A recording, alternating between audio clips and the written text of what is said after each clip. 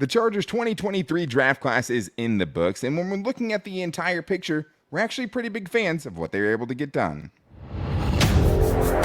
You are Locked On Chargers, your daily podcast on the Los Angeles Chargers, part of the Locked On Podcast Network, your team every day.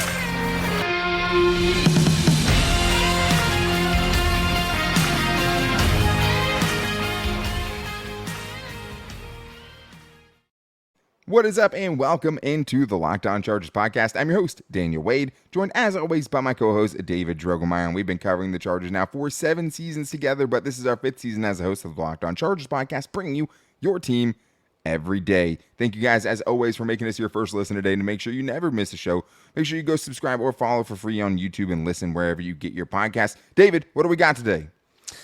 Well, after months and months of watching tape and trying to figure out who the Chargers were going to take, we finally know who the 2023 draft class is. So we're going to take a look at our first initial reaction on that draft class and take a little deeper dive in their second and third round picks.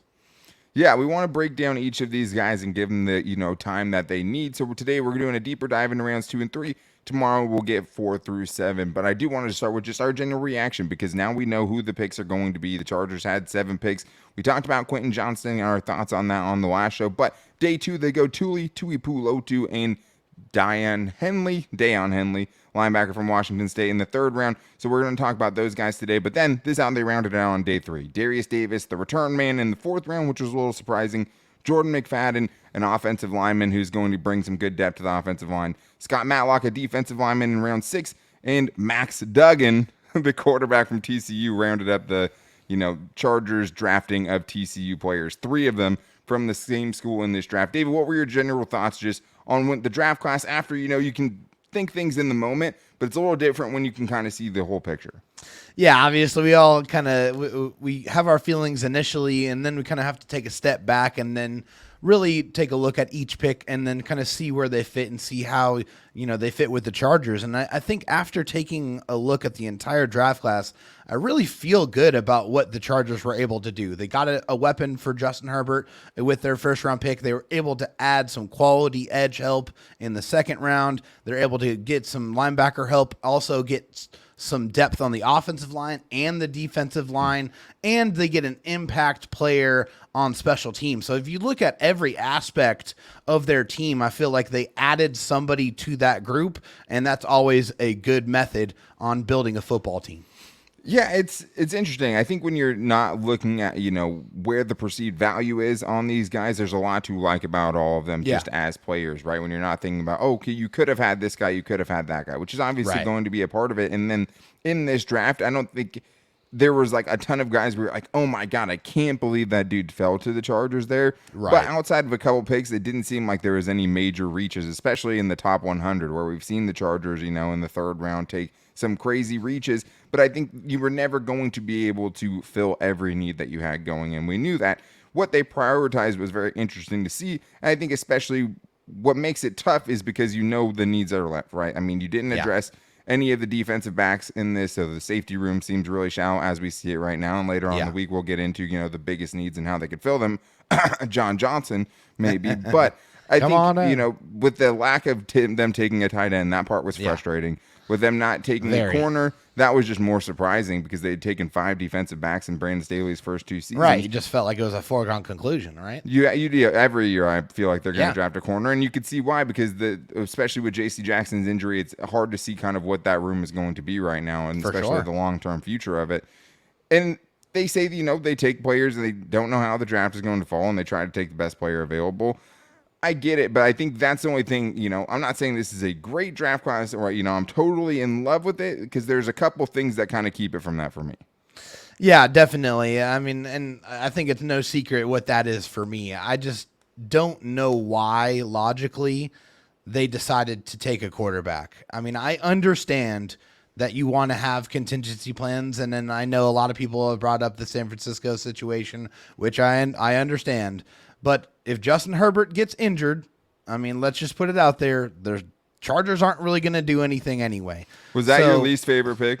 It was horrible. I hated the pick. Yeah, we were talking about your least favorite. I guess we'll talk about most favorite, I guess. Yeah. Least favorite pick is definitely Max Duggan. And it's not the player, it's the position. I felt like they could have accomplished that same thing by bringing somebody in from the undrafted free agency realm. And I think it's just because I'm tired of seeing them roster 3 quarterbacks and then seeing obvious deficiencies without having a 6th wide receiver and then also carrying a 4th running back when you could have had an extra offensive lineman or an extra defensive lineman or just those positions that are subject to high attrition rates. I would have much preferred them not, seemingly going to reserve another 53-man roster spot for a quarterback. I can't see that again. Yeah, I guess that's probably my least favorite pick too. I think the biggest reach is Darius Davis, and we'll talk more about him tomorrow. But I like him as a player, right? I do think he's going to bring positive things to their return game. So it's like, if you're not looking at the value of the pick and who you could have had, it's like, okay, I see in a vacuum that player is going to help special teams. And it's also a player that Ryan Ficken obviously must have really wanted. It'd be hard to make that my least favorite pick. I would go with Max Duggan too, I guess, just because we watched a lot of Quentin Johnston, right? Yeah. We watched a lot of Darius Davis. So we saw the shortcomings of him. He's a gamer, right? He's one of those guys as a backup that's probably going to be the long-term Easton Stick replacement potentially, right? But I think at a certain point, we can't be surprised that the Chargers are trying to roll out 3 quarterbacks on the active roster. Like, it's just, that's what their philosophy is. They said that that's what they were going to do. Yeah, we can't be surprised by it. Right. No, you kind of just have to take it for what they say, right? So if they say they're going to do it, then, the Chargers are pretty much people of their word. So yeah, and, you don't have to agree with every pick, right? Both of us are generally positive. I feel positive about this draft class right now, and we're going to break more guys down, and our thoughts may change on some guys tomorrow, as we watch a little bit more tomorrow. But just with the baseline understanding that we have right now, that would probably be my least favorite pick. But I liked pretty much all their picks. There was other guys that picks I liked better for sure. But at the end of the day, you added playmakers for Justin Herbert and special teams, right? You double dipped at wide receiver, and even though we're talking about the quarterback depth, your depth at wide receiver is way, way better now. Yes. And then you have, edge rusher and linebacker. We'll see what those guys turn into. But those are both places where, you had needs future and short term at those spots. So I get it, and I like what they did and were able to do there. Just held back a little bit by the no secondary guys, no tight end guys, but you can't get everyone. Who was your favorite pick, though? You talked about your least favorite pick. When you look at this, I wasn't wild about any of these picks, David. It was a little hard for me to do this. I liked a lot of them, right? Yeah. It was hard for me to pick a favorite. Who'd you go with? And I think that's kind of the same kind of thought process that I'm having as well. Just after watching, I like Darius Davis a lot. I mean, I think he was the guy that you probably could have got later in the draft. At least he was definitely slated to go later in the draft. But I immediately see the applications for what he's going to be able to do to improve this football team, both as a gadget guy on offense and as a difference maker on special teams. But I think if we're just talking about my favorite pick, is probably going to be Tuli Tuipulotu because of what he's going to be able to do for the edge room. And it just makes me feel a lot more comfortable with him in the building, him being a guy that is obviously can fluctuate with his weight. He can feels comfortable playing inside, feels comfortable playing outside. We'll get more into that, of course, when we start breaking him down. But it just makes me feel much better about that room because I'm just so tired of seeing your main edge rusher go down with an injury, and then the Chargers scramble to try to find that production that they need to replace with that player being gone, and they're not being able to. So at least spending a premium pick on bringing somebody into that edge room, I think is smart business, and I'm happy they did it.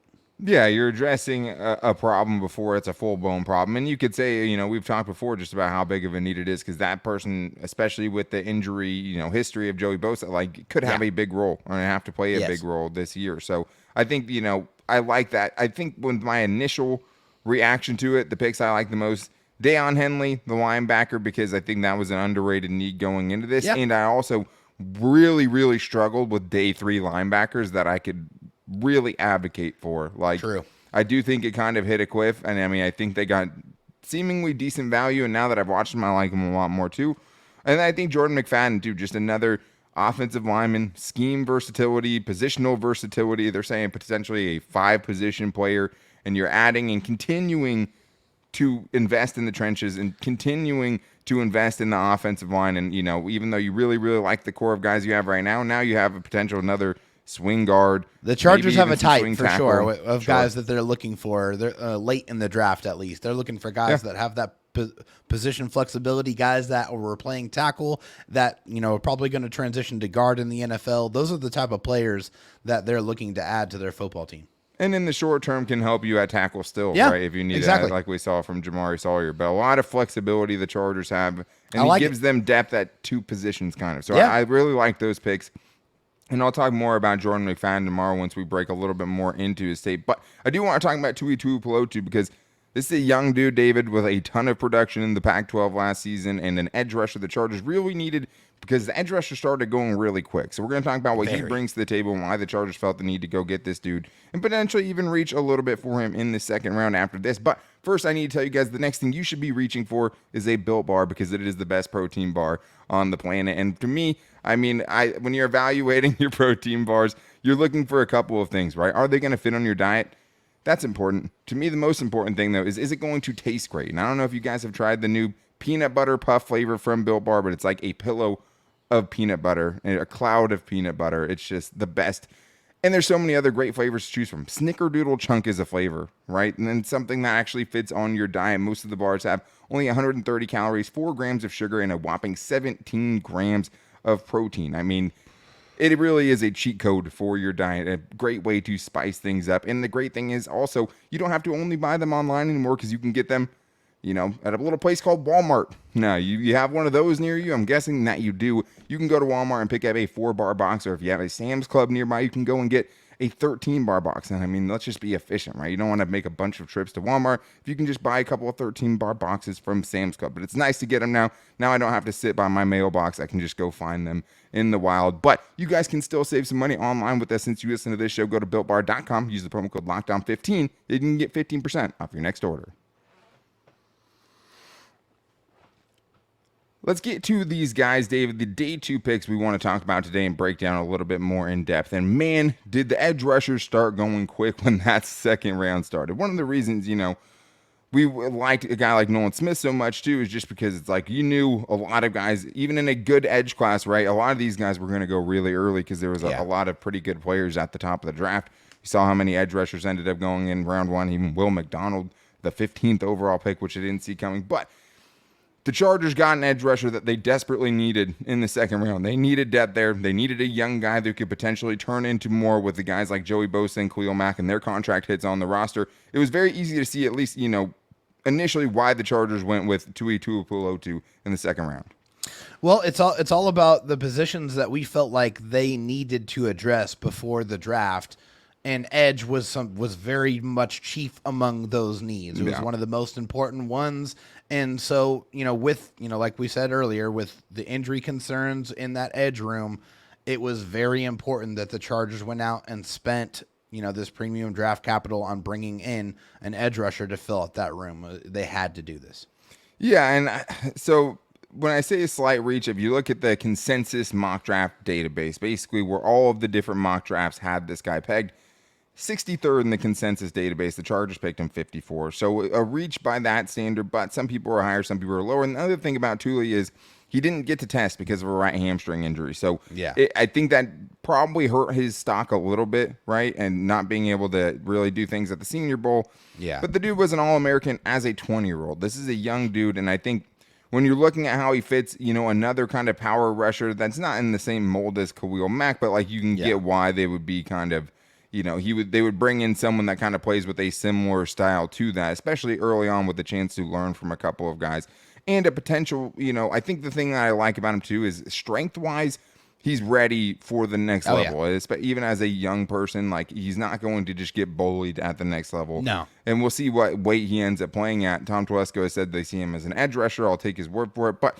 when you're looking at the pros here, it's really easy to see why the Chargers would be attracted to a local kid who had the kind of production that he did.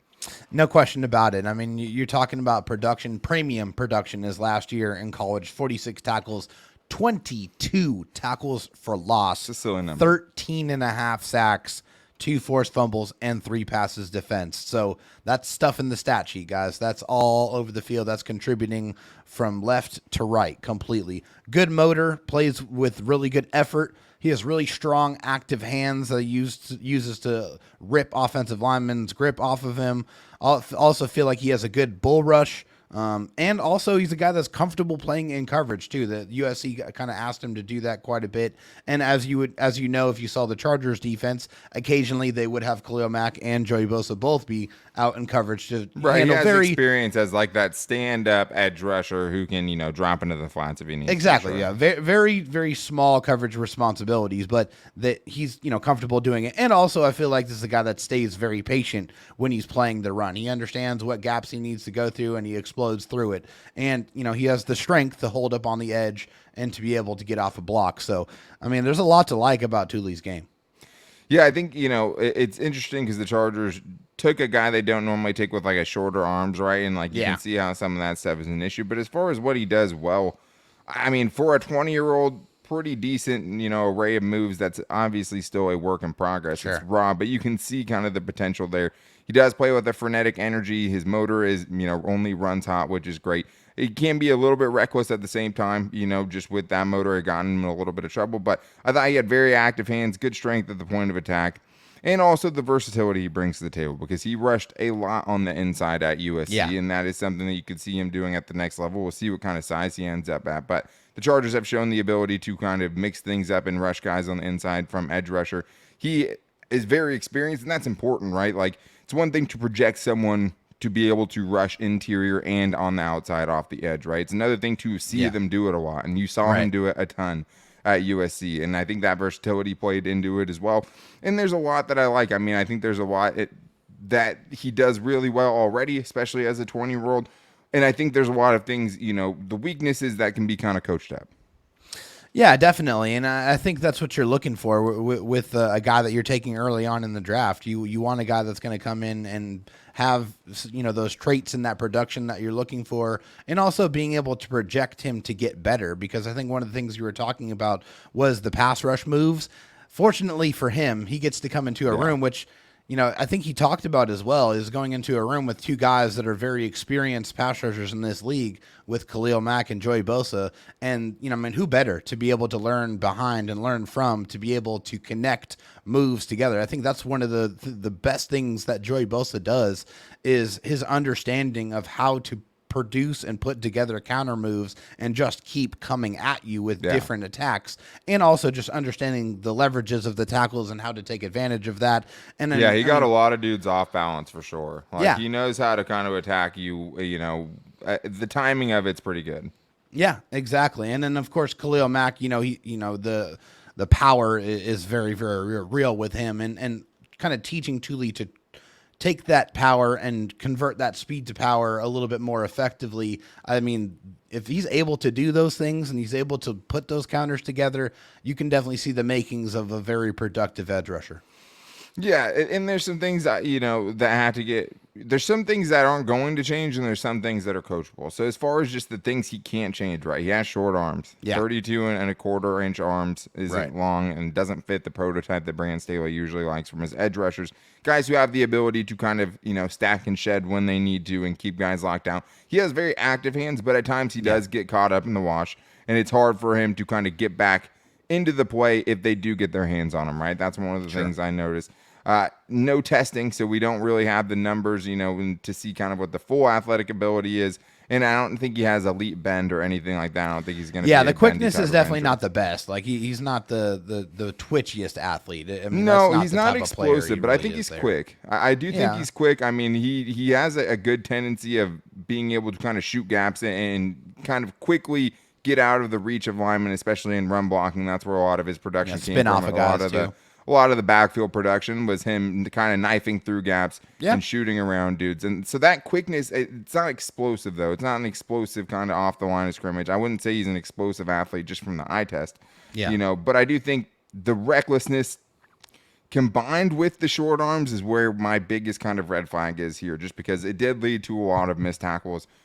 And it's hard to get, excited about dudes who don't come in and are tackling great right away, just because we know how, bad that has been for the Chargers.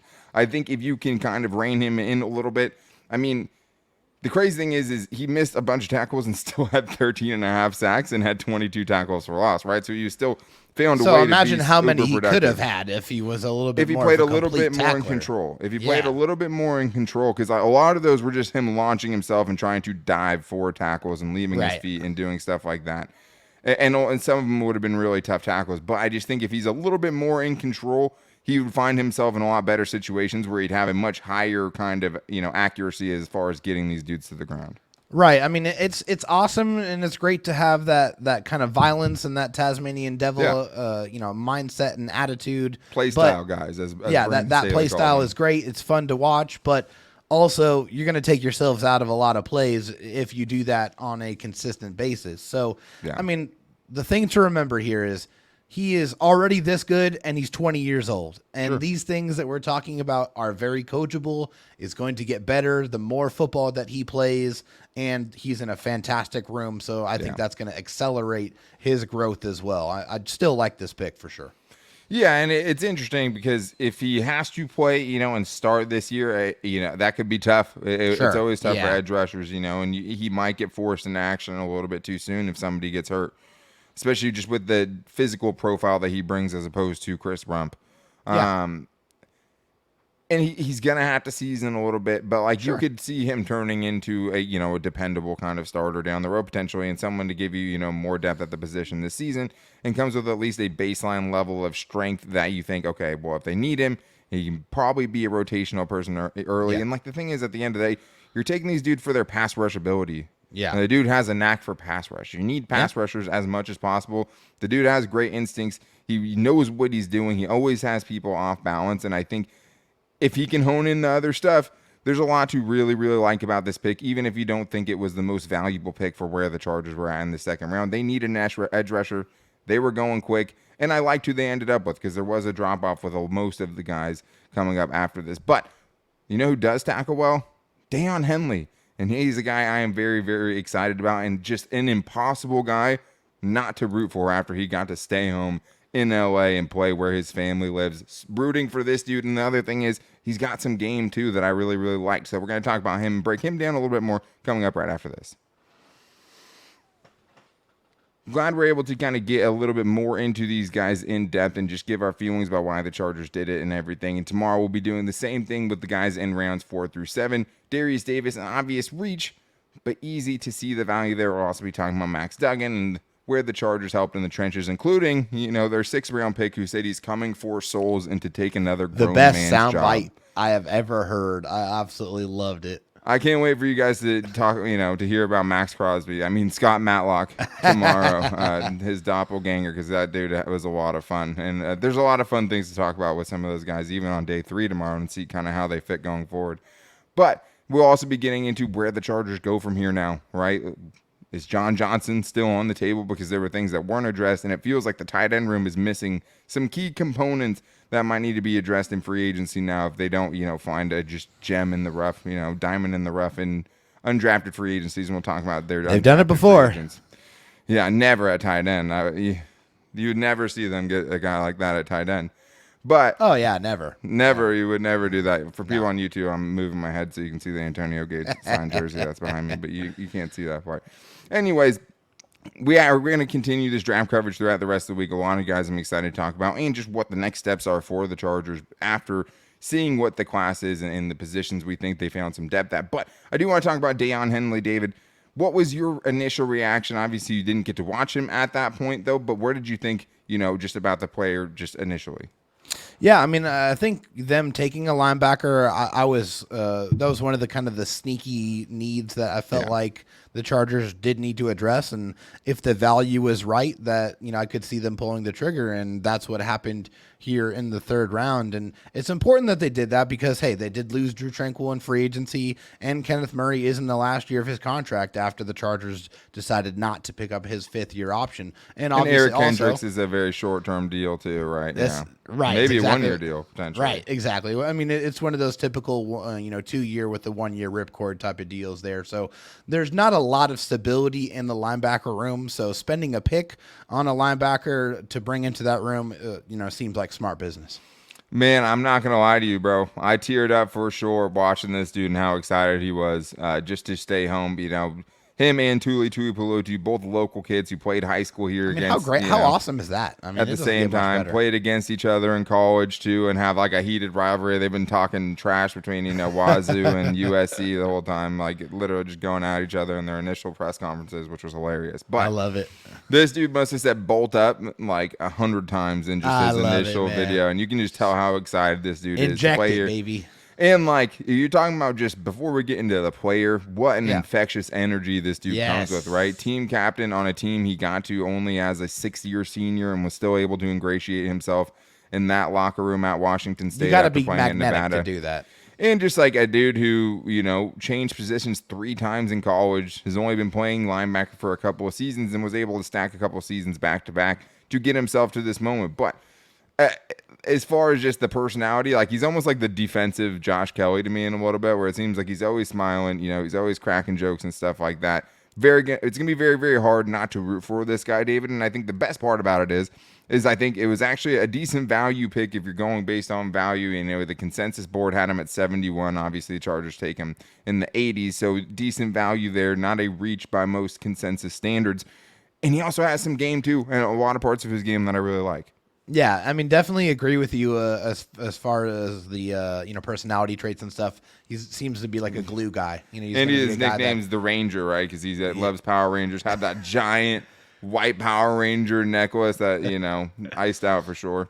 Which is awesome. But yeah, you need those type of guys. You need those glue type of guys, those personality type of guys that are going to bring people together. But yes, the other part of this is what can you do on the football field, and he definitely has some game. I think first and foremost, a very sure tackler. He only missed 5 tackles all of last season, which for a guy who has really only started 2 years at linebacker, that's something that you love to hear about and love to know. Also, I feel like he does a pretty good job of shedding blocks, but he doesn't really shed blocks as much as he does use his speed to avoid blocks. I feel like that is more so how he does things. He can shed blocks, although if there is some bigger offensive linemen that get a hold of him, they can wash him out of the play. But he does a very good job of using his quickness and his speed to be able to get, kind of in between those guys and be able to make plays.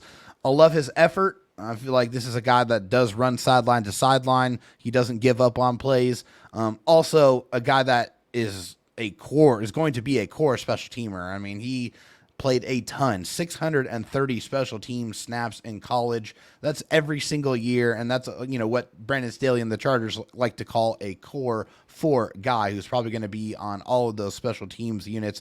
Can cause some havoc as a blitzer, but I feel like that's probably one of the things in his game that he could get a little bit better at. But when you look at just the overall skill set for playing linebacker for 2 years, man, he brings a lot of things to the table where it looks really good now, and you can see how it could project and get much better later on. Yeah, so he started at Nevada as a wide receiver. A couple years in, they move him to safety. Tom Telesco specialist safety that's converted to linebacker. And then, in 2020 ended up changing again and turning into a linebacker, but didn't really play at all until 2021. The last 2 seasons, he started every game the last couple of years. And he said that as much, very good, clean bill of health for the most part, even though he did have to redshirt a year from an injury. But that part was kind of confusing when he said he had never missed a game. But I think, for where he is, even as a 24-year-old, which is definitely one of the downsides, right? 24-year-old, but not a lot to tread on the tires physically because he really only started 2 seasons in college. Yeah.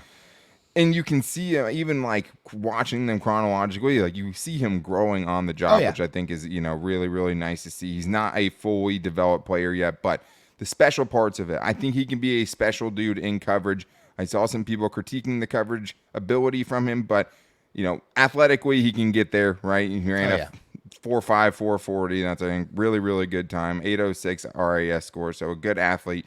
I think, especially as a guy who really, really can run, chase, and tackle people. Yeah. And also what he did one-on-one at the Senior Bowl where he was locking dudes down, as one of the guys on the ESPN draft test said, people were getting out of line to not have to go one-on-one against this dude in coverage, the running backs at the Senior Bowl. That's what I like to hear. I think that part of his game, he could be really good in, fits and need the Chargers. There's not really a coverage specialist, right? Eric Hendricks really has good recognition and routes and things like that, but, he has the mobility to be kind of a dude who fits that coverage role, and really it would be a really good nickel linebacker too in sub packages even this season. I think when you need a guy who's more mobile and can chase things down on the perimeter for wide receiver screens, stuff like that. He did all that stuff really well. Things that impressed me most, though, the ability to read what the offensive line is doing and get to where he needs to get to, because landmarks are so important for him. And by landmarks, I mean the places you have to get to disrupt a play, right? The gap that they're going to eventually run through. That was something he did really good at. And once he hit it. And he got downhill really, really quickly and is a sure tackler. All those things are really good.